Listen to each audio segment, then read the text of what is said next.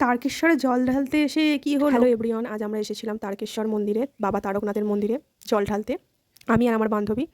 এবং এখানে এসে একটা সমস্যার সম্মুখীন হতে হয়, কারণ আমি এখানে প্রথমবার আসছি।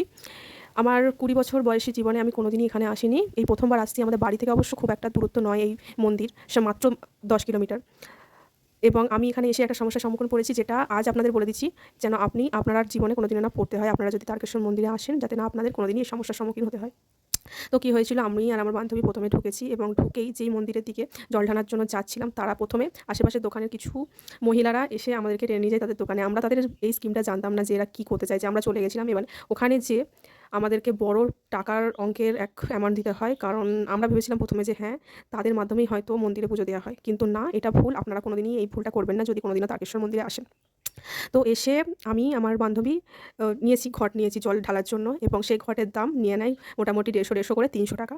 এবং তারপরে বেরিয়ে এসে আমরা অনেক লোকের মুখে শুনছি যে কেন তারা আমাদেরকে বলছে যে কেন এটা করলে। তো এই যে আমরা আজকে যে শিক্ষাটা পেলাম, দ্বিতীয়বার এই ভুলটা আমরা করব না। তাই বলছি যে কোনোদিনও যদি আপনারা তারকেশ্বর মন্দিরে অথবা বাবার তারকনাথের মন্দিরে যদি কোনোদিন এসে থাকেন, কোনোদিনই এই ভুলটার সম্মুখীন হবেন না। তো আগে থেকে সাবধান হয়ে যান। যদি আপনার জল ঢালার মতামত থাকে, তো আপনি বাড়ি থেকে নিয়ে আসবেন। কোনোদিনই এখানে কিনতে যাবেন না, কারণ এখানে আকাশ ছোঁয়ার দাম।